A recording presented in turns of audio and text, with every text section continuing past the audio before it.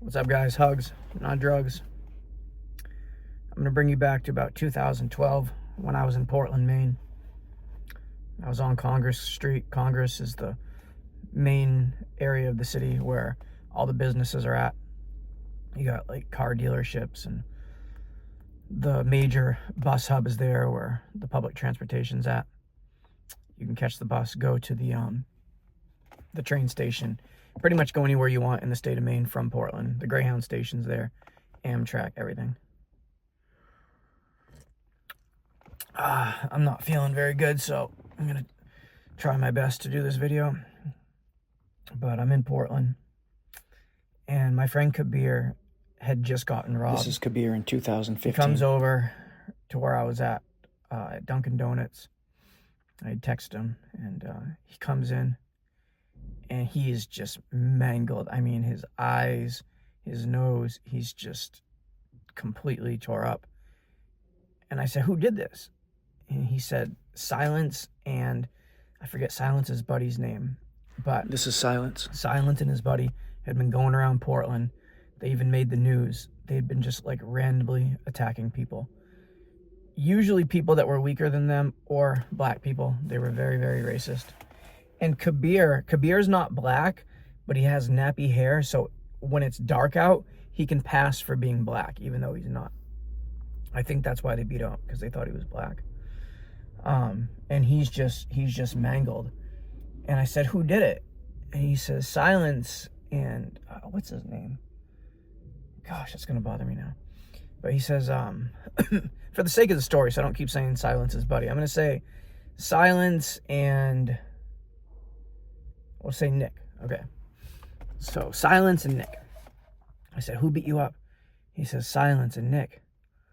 I was like, "What?" I was like, "Weren't you just hanging out with them like a few days ago?" He says, "Yeah, but they didn't know that it was me." I was like, "What?" He said, "Yeah, I was down at Casco Bay Lines." Casco Bay Lines is the ferry where you can take the ferry in Portland to the island. And a lot of the homeless people congregate there because they have a bathroom that you can pretty much use till like 1 a.m. It's a big bathroom with like 20 stalls.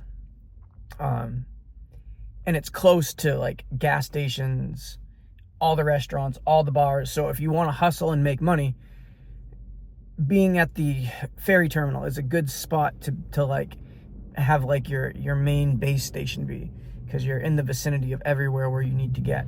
And if you have to hiding out there is very, very good, because the locals know about the ferry lines, but tourists have no clue. They don't know anything about it. Like, to them, they see a parking structure and dark alleys and abandoned buildings. But to us locals, like, we know everything about it. We know where to hide. Like, if somebody was like chasing after us, we would know like where to dip and hide in a little cubby and just wait for the heat to die down.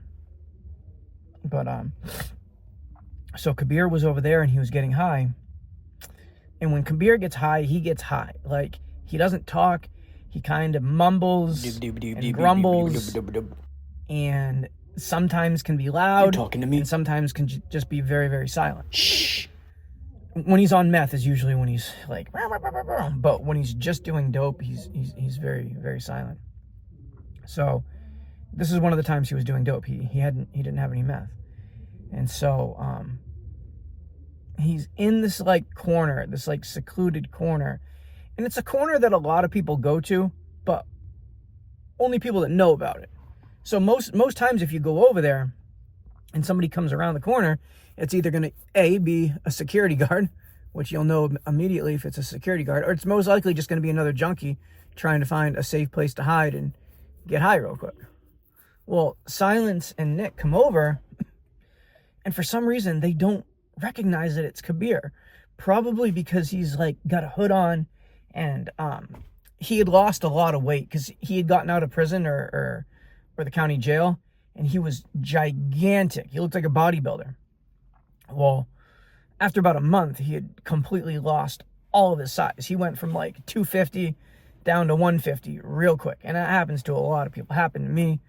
I was good about it because I knew that I was going to start deflating. So like, I kept the protein. I kept eating meat as much as I could. Whenever I was at the store, I kept like trying to grab milk. I did eventually lose all my size, but I didn't lose it as fast as everybody else did because the size was important to me. Every time I get small and I'm skinny and scrawny, that's when people try to like take advantage and like and fight me. But when I got size and I'm jacked, it doesn't usually happen at all. Hold on, I gotta take a drink. So Silence and Nick, they ask him, they say, hey, because Kabir was smoking weed at the time. They say, hey, can we buy a joint off you? And Kabir's like, yeah, I'll sell you a joint. And Kabir was the type of person, if he had weed, he didn't have a lot. Like, I would see Kabir buying weed. It was never more than $10. And most of the time, it wasn't even $10. It was like a nickel bag, like $4, $3. Like, I can't tell you how many times I've seen Kabir buy $2 and $3 worth of weed. It used to happen all the time. But down there at Junkie Central on Congress Street and at Preble Street Resource Center, there are guys that will sell you $1, $2, maybe not $1, but $2 for sure.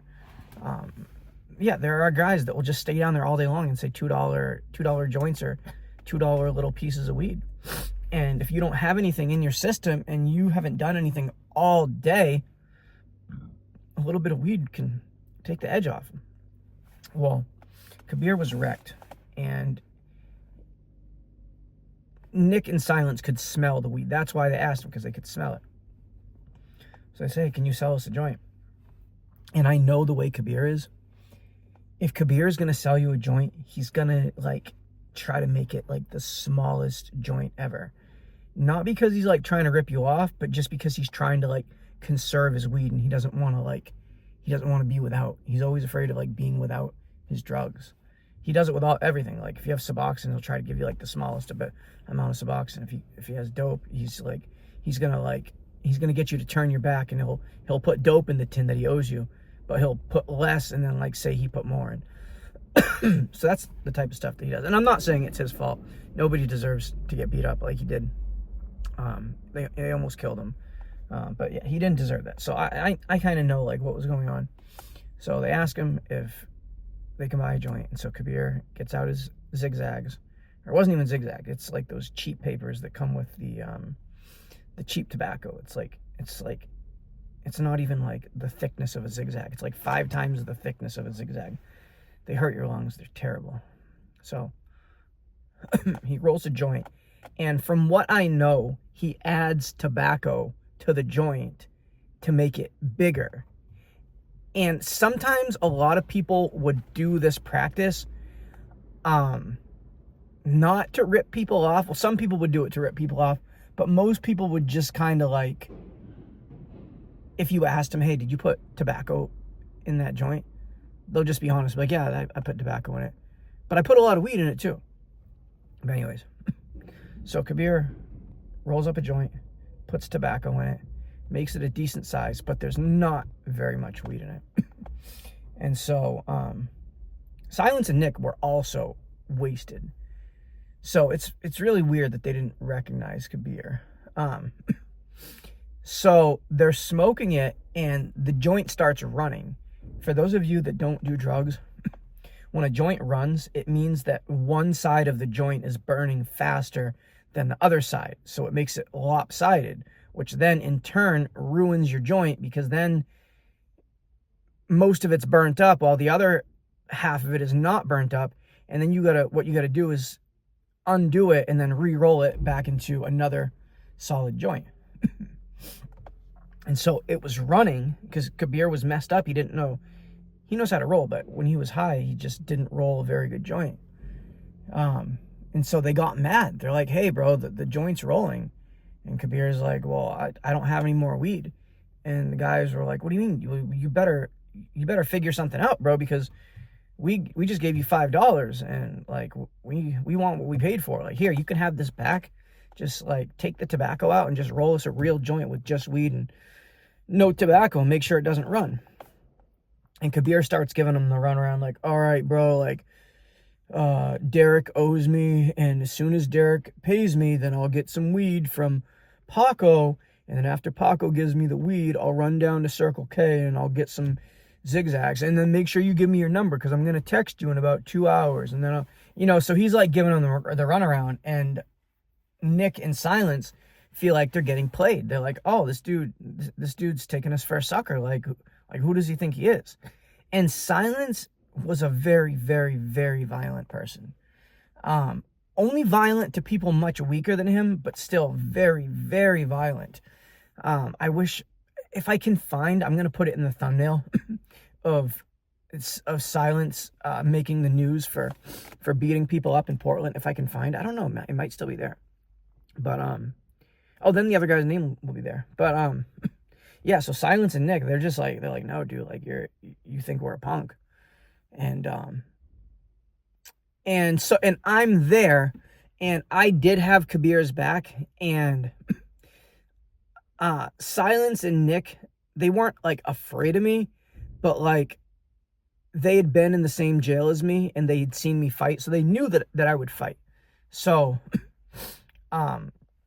but Kabir was acting like just strange and odd, and I didn't want to be there anymore.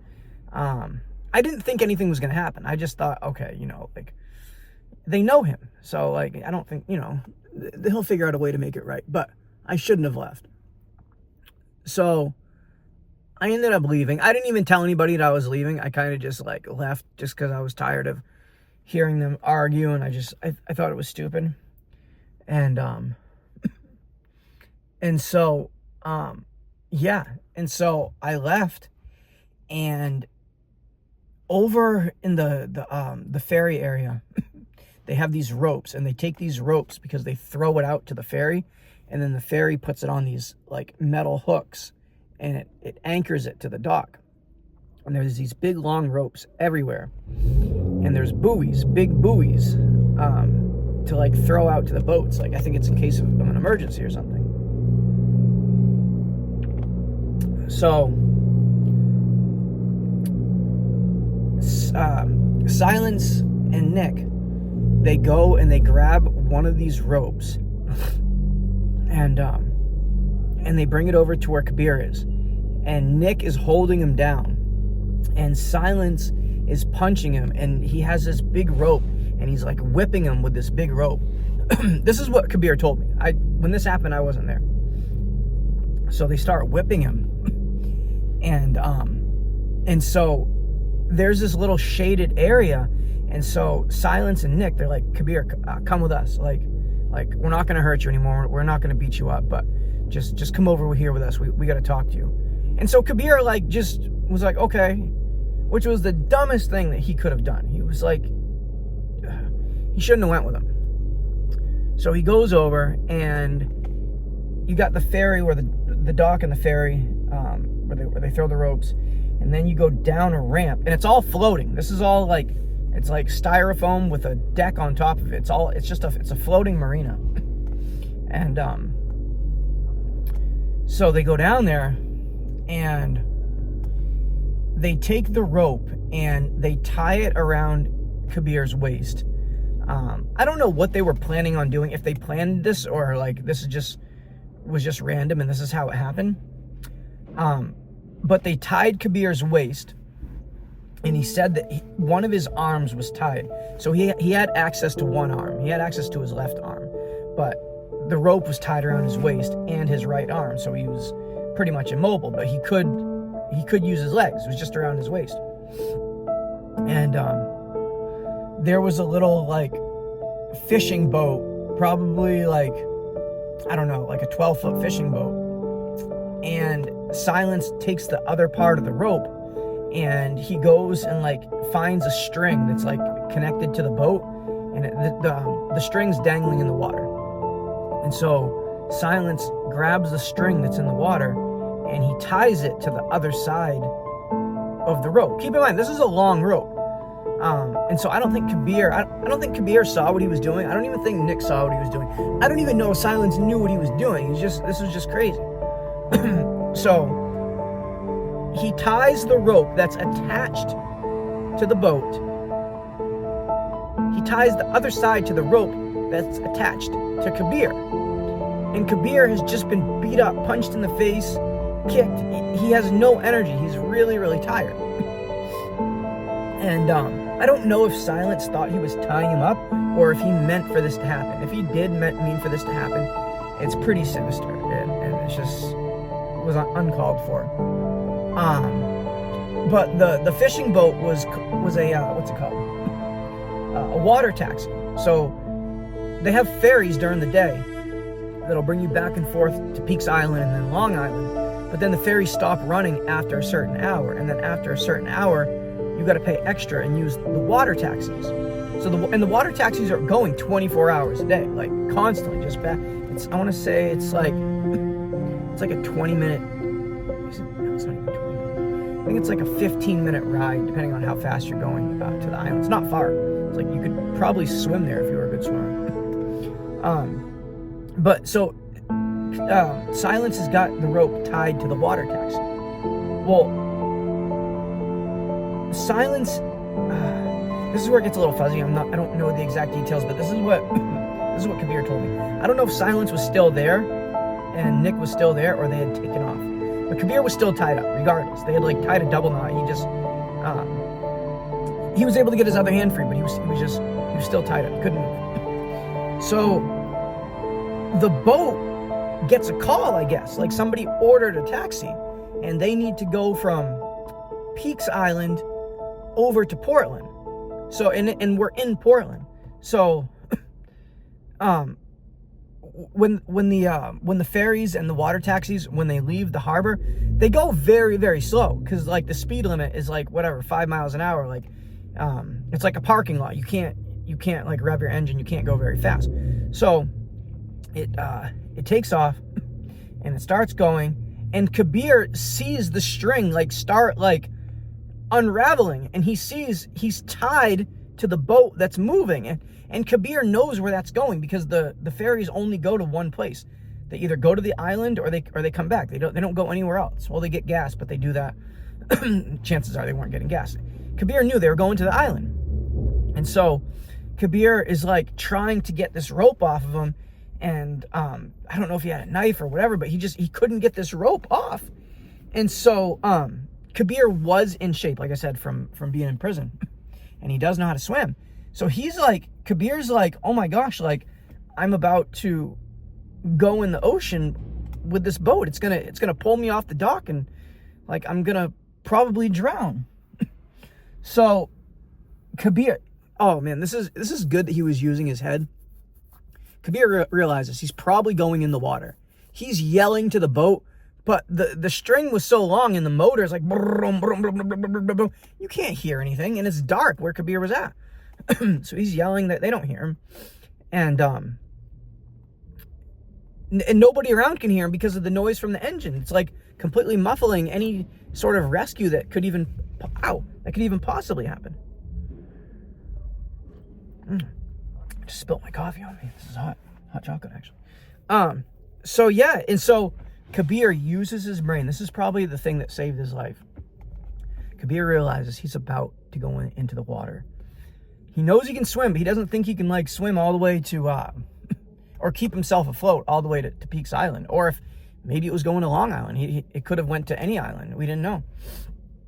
So he's like, all right, I need to find a life jacket. So he starts like, there's other boats around. So Kabir like starts jumping in other boats, trying to find life jackets. But all the latches are like locked. He can't get in there. And he starts getting tangled up. So like it could like the rope could like constrict him like a boa constrictor. So he's got to be careful that he doesn't get squeezed to death, because it's a big rope. And so he finds a life jacket. Thank God he finds a life jacket, but it's a kid's life jacket. I want to say it's rated to like 50 pounds. Okay. So Kabir like puts it on, and since he's lost so much weight, like he actually is able to like get it on, but it's tiny. And the boat goes, and instead of like letting the boat just like pull him off, Kabir kind of like walks himself to the edge of the dock, and when he sees the rope getting ready to like pull him, he just jumps in the water. So here's Kabir. Now he's water skiing to Peaks Island, pretty much like getting murdered by Silence and his buddy for a $5 joint. Well, about 5 minutes into it, the people of the boat actually end up seeing him. They don't know that he's tied to the boat. They think he's like drowning or something. But it's like, why would somebody be drowning? This doesn't make sense. Like, and so they get to him, and then Kabir explains like what happened. He's like, I'm tied to your boat. And the guy's like, why are you tied to my boat? Like, they thought he was trying to commit suicide. And so the cops came. Kabir didn't say anything. He didn't give up their name or anything. Silence and Nick were already wanted for like hurting people, so they ended up getting caught, not for the Kabir thing, but for something else. All right, guys, palabra, hugs, not drugs. I hope you guys liked my Ryan Leone tribute video. Yeah, if you haven't seen it, check it out. Palabra.